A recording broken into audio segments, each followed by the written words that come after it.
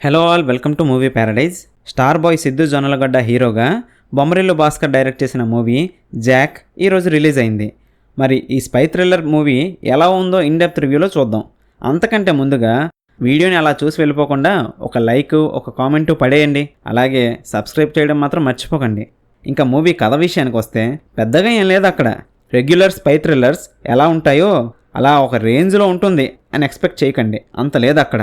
Spy thrillers అంటేనే interesting and gripping narration ఉండాలి, mind block అయిపోయే ట్విస్టులు ఉండాలి, అలాగే కథ మలుపులు తిరగాలి. అప్పుడే స్పై థ్రిల్లర్ తీసామనే సాటిస్ఫాక్షన్ వాళ్ళకి, చూసామనే సాటిస్ఫాక్షన్ మనకి ఉంటుంది. డైరెక్టర్ స్పై థ్రిల్లర్ని కామెడీ వేలో ప్రజెంట్ చేద్దాం అని అనుకున్న ఐడియా అయితే బాగుంది, కానీ ప్రజెంటేషనే బాలేదు. ఏదో ఒక్క పాయింట్ని పట్టుకొని స్క్రీన్ ప్లేతో మ్యాజిక్ చేద్దాం అనుకున్నారు. కానీ first half Siddhu screen presence and dialogue డెలివరీతో నెట్టుకొచ్చిన సెకండ్ హాఫ్ ఏం చేయాలో తెలియక ఏదోలా మూవీని ముగించేశారంతే. Star boy Siddhu DJ Tillu స్క్వేర్తో యూత్లో మంచి క్రేజ్తో పాటు మంచి మార్కెట్ని కూడా క్రియేట్ చేసుకున్నాడు. తన screen presence, body language, attitude, తన డైలాగ్ డెలివరీ అన్నీ బాగున్నాయి.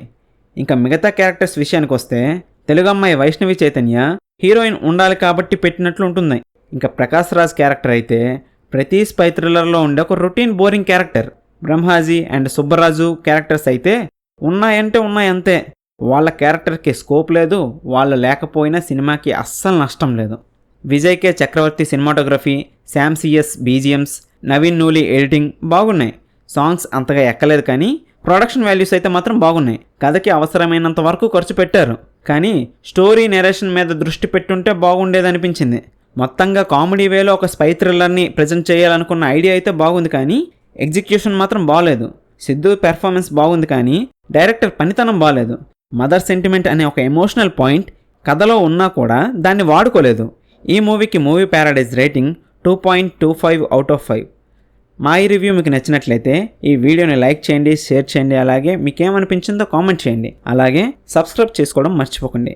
Thanks for watching.